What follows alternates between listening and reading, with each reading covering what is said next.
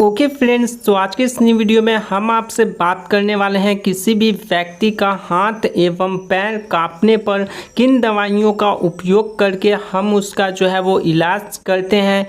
ठीक है, आपने काफ़ी टाइम देखा होगा कुछ व्यक्ति के हाथ एवं पैर जो है वो ऑटोमेटिक कांपती रहती है, शेक करती रहती है। तो उनका इलाज जो है वो हम कैसे कर सकते हैं, कौन कौन सी टेस्ट कराई जाती है, किन दवाइयों का उपयोग किया जाता है, कितना डोज दिया जाता है, सारी जानकारी जो है वो इस वीडियो में बिल्कुल ही आसान भाषा में दी गई है। तो अगर आप एक मेडिकल स्टूडेंट हैं या फिर से मेडिकल प्रैक्टिशनर हैं तो दोस्तों ये वीडियो जो है वो आपके लिए काफ़ी हद तक इम्पोर्टेंट हो सकती है। तो वीडियो को अंत तक देखते रहना है। उसके साथ साथ वीडियो में कुछ भी पसंद आती हो तो लाइक शेयर एंड सब्सक्राइब जरूर कर लीजिएगा। वीडियो स्टार्ट करने से पहले मैं आप लोगों को कुछ महत्वपूर्ण जानकारी देना चाहूँगा। दोस्तों यहाँ पे इस वीडियो में जितनी भी सारी दवाइयों का बताया जाएगा, दवाइयों का यूज़ बताया जाएगा, उन सभी दवाइयों का उपयोग जो है वो खुद से बिल्कुल भी नहीं करना है। डॉक्टर के प्रिस्क्रिप्शन या फिर से डॉक्टर के सलाह से ही आपको क्या करना है, दवा का उपयोग करना है।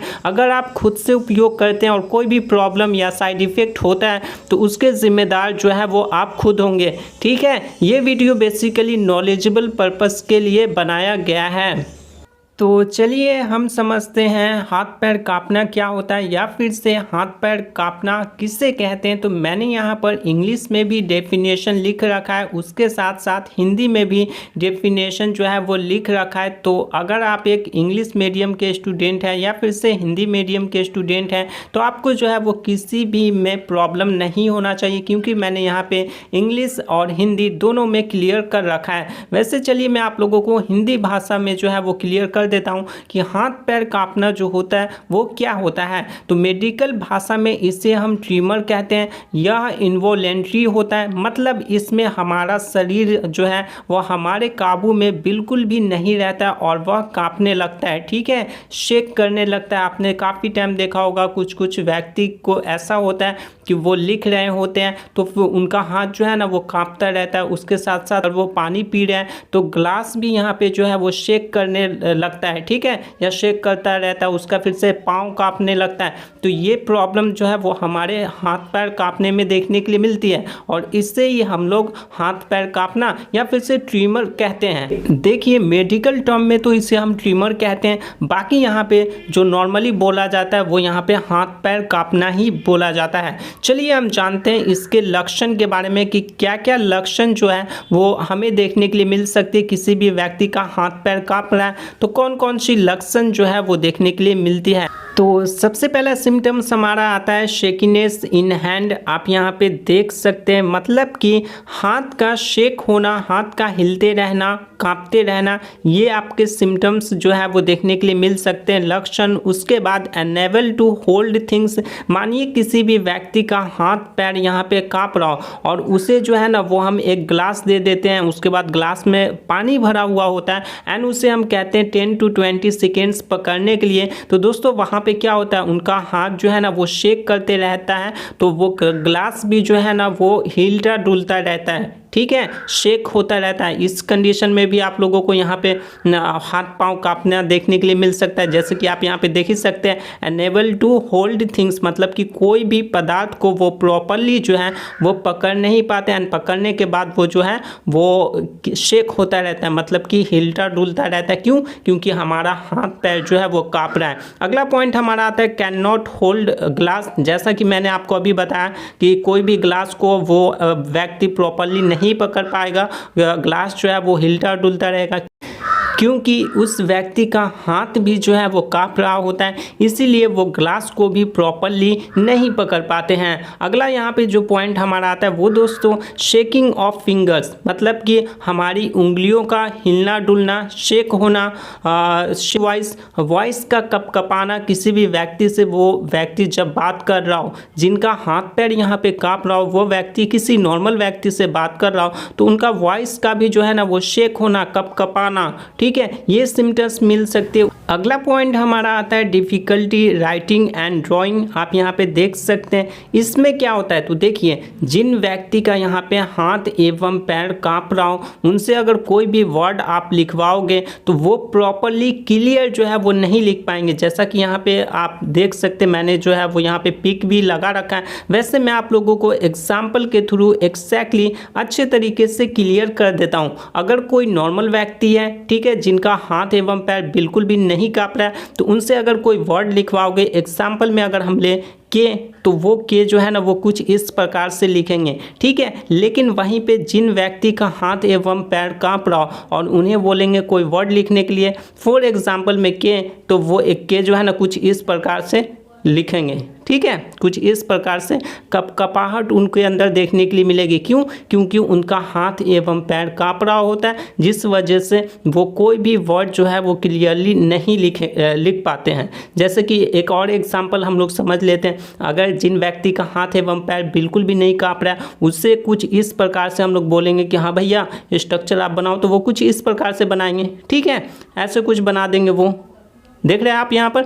लेकिन जिन व्यक्ति का यहाँ पे हाथ एवं पाँव काँप रहा, उसे अगर हम बोलेंगे इस प्रकार का गोलाकार स्ट्रक्चर बनाने के लिए, तो वो कुछ इस प्रकार का बनाएंगे, देखिए, ठीक है।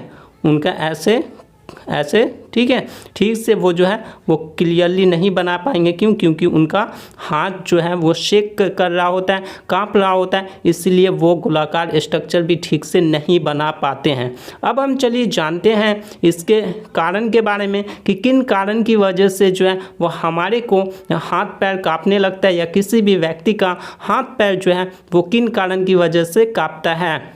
तो सबसे पहला कारण हमारा आता है जेनेटिक और फैमिली हिस्ट्री। मानिए अगर आपका हाथ एवं पैर काँप रहा हो, तो ऐसा होता है कि आपके पापा का भी हाथ और पैर काँप रहा होगा, उसके बाद फिर यहाँ पे आपके दादाजी का भी हाथ एवं पैर जो है वो काँप रहा होगा। ये होता है हमारा जेनेटिक हिस्ट्री, ठीक है। जेनेटिकली जो है वो आपको ये प्रॉब्लम फेस करने के लिए मिलेगी। इवन आपके फिर बच्चे होंगे तो उसे भी यहाँ पे हाथ एवं पैर काँपेगा। फिर आपके बच्चे के बच्चे होंगे तो उन्हें भी ये प्रॉब्लम जो है वो फेस करनी पड़ सकती है। एंड अगर हम बात करें फैमिली हिस्ट्री के बारे में, तो देखिए अगर फैमिली मेंबर में किसी भी व्यक्ति के हाथ एवं पैर काँप रहे हो, तो उस वजह से भी आपको जो है वो ये प्रॉब्लम देखने के लिए मिल सकती है। अगली कारण जो आती है वो यहाँ पे न्यूरोजेनिक डिसऑर्डर, मतलब कि यहाँ पे नस से रिलेटेड कोई भी प्रॉब्लम आप लोगों को देखने के लिए मिली है, या फिर से नर्वस सिस्टम कह सकते हो, ठीक है। तो उसकी वजह से भी जो है वो ये प्रॉब्लम आपको काउज कर सकती है।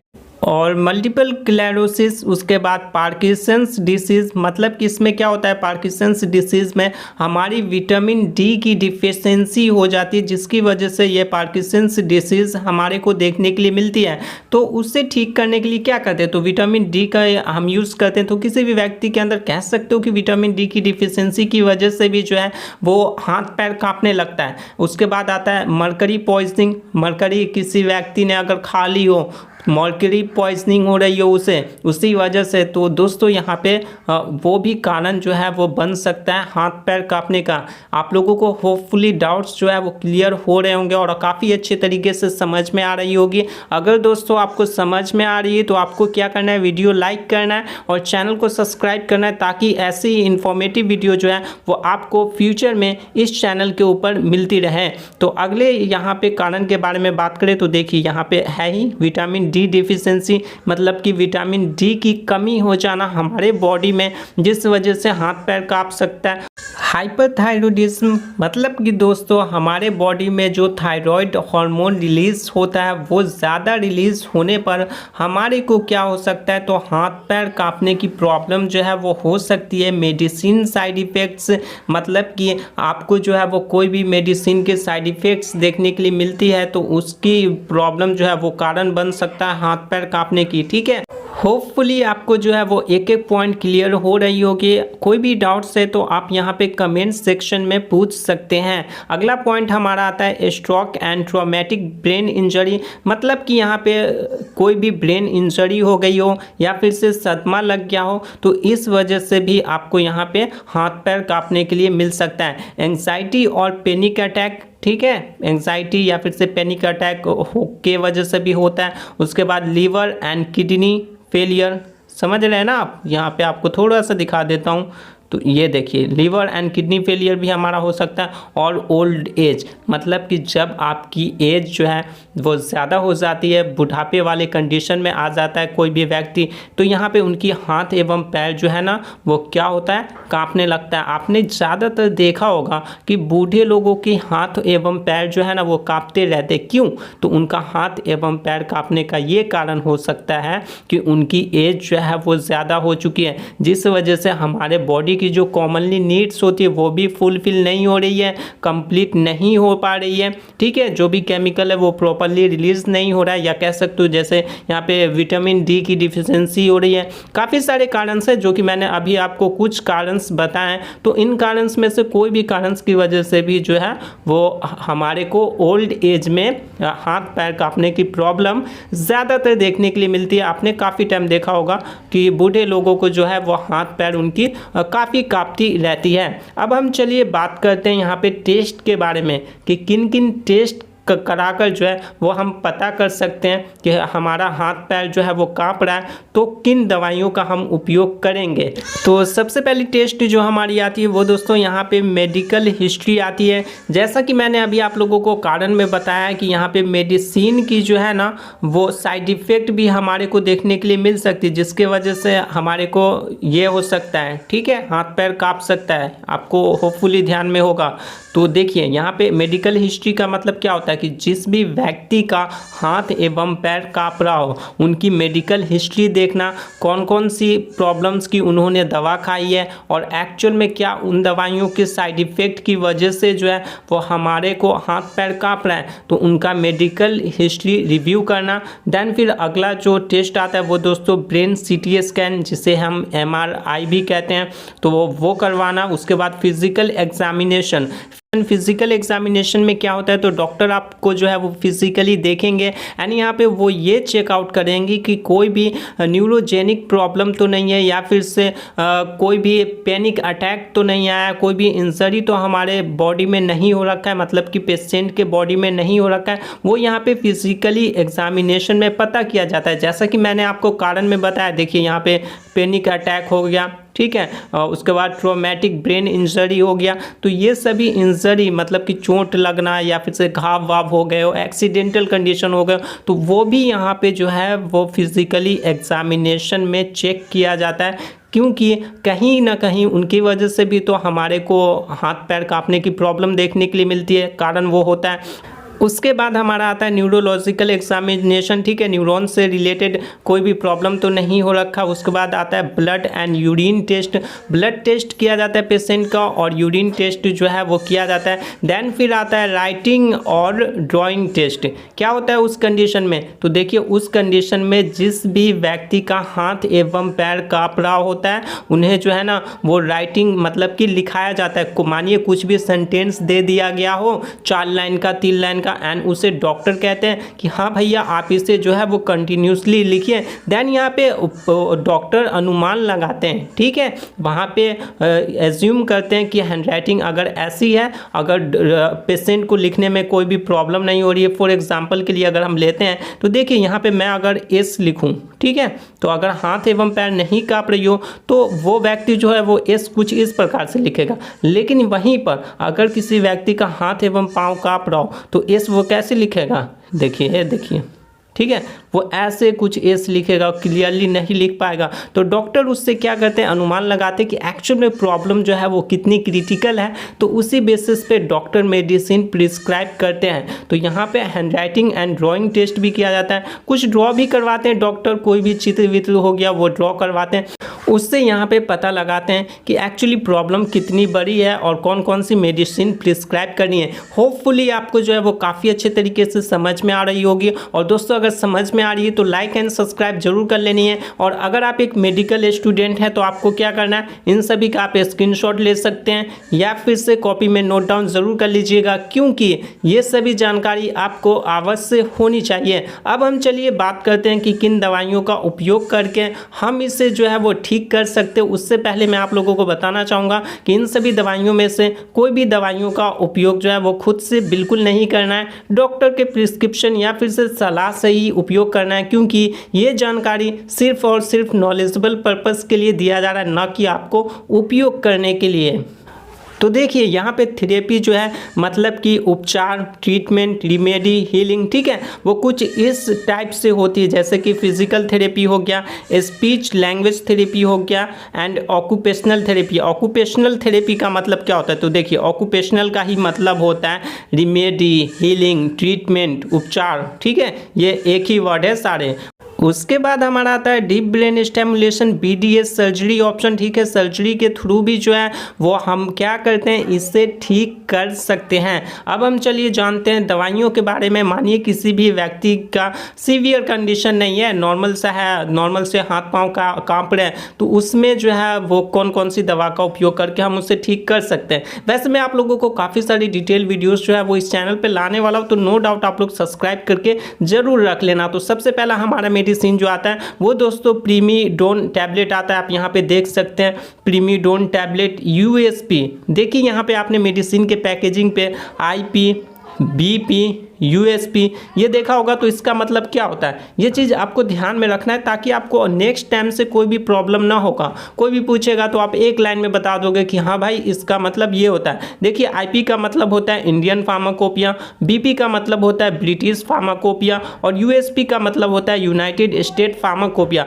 अब दोस्तों यहाँ पे बात आती है कि फार्माकोपिया क्या होती है। तो देखिए फार्माकोपिया एक बुक होती है और उसी के प्रोसीजर पे जो है वो मेडिसिन बनी हुई होती है। अब चलिए हम जानते हैं इसके डोज के बारे में, मतलब कि प्रीमीडोन टैबलेट के डोज के बारे में। तो देखिए डोज यहाँ पे 100 से लेकर 200 mg BD, मतलब कि BD का मतलब होता है दिन में 2 बार हम इनका डोज ले सकते हैं।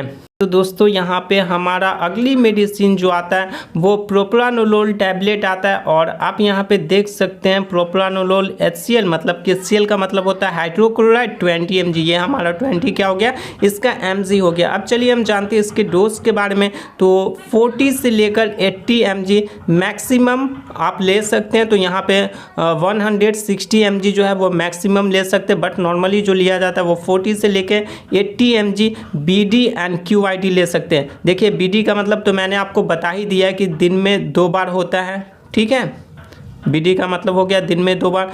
QID का मतलब क्या होता है? तो देखिए QID का मतलब होता है दिन में 4 बार।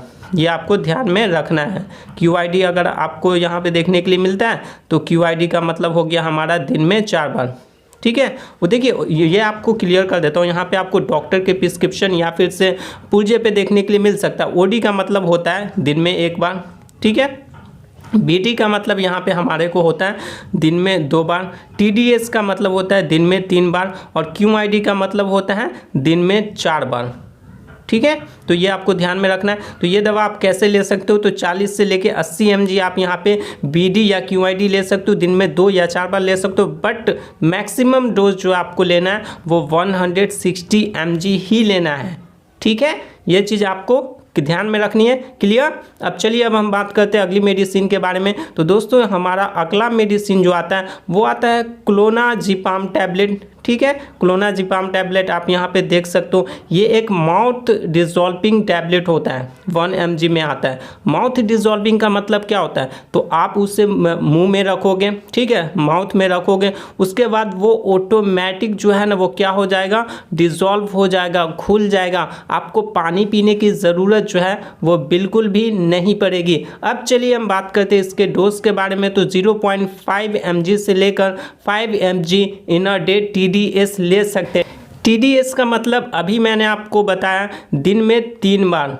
ठीक है। तो 0.5 mg से लेकर 5 mg तक आप लोग जो है वो TDS डोज ले सकते हैं, दिन में 3 बार इसका डोज लिया जाता है। चलिए अब हम जानते हैं अगले मेडिसिन के बारे में। तो दोस्तों हमारा अगला मेडिसिन जो है वो काफ़ी पॉपुलर मेडिसिन है, और इन दवाइयों में से किसी भी दवाई का उपयोग खुद से बिल्कुल नहीं करना। होपफुली ये चीज़ आपको हमेशा और हमेशा याद रहेगी। तो अगली मेडिसिन हमारा अल्प्राजोलाम टैबलेट आता है, जो कि ये आप देख सकते हो IP के प्रोसीजर पर बना हुआ है। मैं थोड़ा सा यहाँ पर आपको जूम करके करके दिखा दूं तो देखिए यहाँ पे आईपी है, मतलब कि इंडियन फार्माकोपिया के बुक के प्रोसीजर पे बना हुआ है और ये 0.5 mg नाम से आता है। मतलब कि इसमें क्या होता है, अल्प्राजोलम कितना होता है तो 0.5 mg होता है। चलिए अगर हम बात करें इसके डोज के बारे में तो 0.5 mg से लेकर 1 mg TDS, मतलब कि दिन में 3 बार हम इसे ले सकते हैं। एंड नेक्स्ट मेडिसिन हमारी मेटाजेपिन टैबलेट आती है, ठीक है, आप यहाँ पे देख सकते हैं और ये भी आईपी के प्रोसीजर पे बना हुआ है, इंडियन फार्माकोपिया के बुक के प्रोसीजर पे बना हुआ है। बात करें इसके डोज के बारे में तो 15 से लेकर 45 mg इन अ डे, मतलब कि दिन में एक बार इससे लेना है। और दोस्तों इसका उपयोग किस में करना है तो किसी भी व्यक्ति का हाथ एवं पैर काँप रहा हो तो उसमें जो है वो हम इसका उपयोग करते हैं। अब हमारी अगली मेडिसिन जो आती है वो दोस्तों मैकोनर्व फोर्ट एंड न्यूरोबियन फोर्ट आती है, जिसके डोज के बारे में बात करें तो देखिए 1 tablet per day in a day लिया जाता है। मतलब कि एक दिन में आप लोग एक टैबलेट का इस्तेमाल या उपयोग कर सकते हैं। और आपको यहाँ पे जो है वो कुछ इस प्रकार से आप लोगों को मेडिसिन जो है वो देखने के लिए मिल जाती है, जो कि मैकोनर्व फोर्ट नाम से आता है। और ये हो गया हमारा न्यूरोबियन फोर्ट, जिसमें क्या होता है तो देखिए विटामिन सिर्फ होती हैं, काफ़ी सारी विटामिन इसमें होती है। कह सकते हो एक तरीके से कि ये दवाइयाँ जो है ना वो एक मल्टी विटामिन मेडिसिन है। अब चलिए हम बात करते हैं अगली मेडिसिन के बारे में। तो दोस्तों हमारी अगली मेडिसिन जो आती है वो यहाँ पे टोपिरामेट और गाबापेंटिन टैबलेट आती है। टोपिरामेट आप यहाँ पे देख सकते हो 25 mg में आता है और यह आईपी के प्रोसीजर पे बना हुआ है, यानी कि इंडियन फार्माकोपिया के बुक के प्रोसीजर पे बना हुआ है। वहीं पे इसके डोज के बारे में बात करें तो 25 mg in a day OD लिया जाता है, मतलब कि 25 mg आप लोग दिन में, ओडी का मतलब हो गया दिन में एक बार इसे लेनी है। कब लेनी है तो किसी भी व्यक्ति का हाथ एवं पैर काँप रहा हो तो उससे ठीक करने के लिए या कंट्रोल करने के लिए लिया जाता है। अब हम बात करें यहाँ पे गाबापेंटिन टैबलेट के बारे में, जो कि 100 mg में आता है ये, ठीक है, और ये भी आईपी के प्रोसीजर पे बना हुआ है। अगर मैं आपको जूम करके दिखाऊं तो देखिए यहाँ पे ये भी जो है वो आईपी के प्रोसीजर पे बना हुआ है। उसके बाद यहाँ पे देख सकते हैं टोपिरामेट भी जो है वो आईपी के प्रोसीजर पे बना हुआ है, इंडियन फार्माकोपिया के बुक के प्रोसीजर पे। चलिए अगर हम बात करें गाबापेंटिन के डोज के बारे में तो दोस्तों इसका डोज जो है वो 100 से लेकर 300 mg ओडी, मतलब कि दिन में एक बार इसका डोज लेना है। हमारी अगली मेडिसिन लेविट्रासिटैम एंड विटामिन डी जो है वो आती है। आप यहाँ पे देख सकते हैं कुछ इस प्रकार से ये आईपी के प्रोसीजर पे बना हुआ है और इसमें 25 mg लेविट्रासिटैम होता है। और इसके डोज के बारे में बात करें तो 250 mg से लेकर 750 mg बीडी, मतलब कि दिन में 2 बार इसका डोज लेना है। ठीक है, क्लियर हो गया आपको? आप फिर से मैं आपको बता दे रहा हूँ डोज इसका कितना लेना है तो 250 mg से लेकर 750 mg दिन में 2 बार इसका डोज लेना है। किसका तो लोविट्रासिटैम का, ठीक है। उसके बाद अगर हम बात करें विटामिन डी डेफिशिएंसी के बारे में, मतलब कि विटामिन डी डेफिशिएंसी के वजह से भी हाथ पैर काँप रहा हो तो उसमें हम किन कैप्सूल का उपयोग करते हैं तो देख सकते हैं आप यहाँ पे कैलेजन D360 के नाम से आता है और ये यूएसपी के प्रोसीजर पे बना हुआ है, यानी कि यूनाइटेड स्टेट फार्माकोपिया के बुक के प्रोसीजर पे जो है ना वो ये मेडिसिन बनी हुई है। अब जानते हैं हम इसके डोज के बारे में। तो देखिए यहाँ पे हमें क्या करना है, वीकली 1 कैप्सूल लेना है, ठीक है। आप यहाँ पे देख सकते हैं वीकली 1 कैप्सूल, मतलब कि आप एक हफ्ते में 1 कैप्सूल का इस्तेमाल आपको क्या करना है, ठीक है। होपफुली आपको क्लियर हो गया होगा। तो दोस्तों ये सभी दवाइयों का उपयोग करके जो है वो किसी भी व्यक्ति का हाथ एवं पैर काँप रहा हो तो उसे ठीक किया जाता है। होपफुली आपको वीडियो जो है वो काफ़ी अच्छी लगी हो, सारे कुछ जो है वो एक एक करके क्लियर हो गई हो। अगर आपके कोई भी डाउट्स हैं तो आप यहाँ पे कमेंट सेक्शन में पूछ सकते हैं। उसके साथ साथ वीडियो पसंद आई हो तो लाइक शेयर एंड सब्सक्राइब जरूर कर दीजिएगा। और दोस्तों जितनी भी सारी दवाइयों की जानकारी इस वीडियो में दी गई है उन सभी दवा का उपयोग खुद से बिल्कुल नहीं करना है, डॉक्टर के प्रिस्क्रिप्शन या फिर से डॉक्टर के सलाह से ही आपको दवा का उपयोग करना है। अगर आप खुद से उपयोग करते कोई भी प्रॉब्लम होता है तो उसके जिम्मेदार जो है वो आप खुद होंगे, क्योंकि ये वीडियो जो बनाई गई है वो सिर्फ और सिर्फ नॉलेजेबल पर्पस के लिए वीडियो बनाई गई है।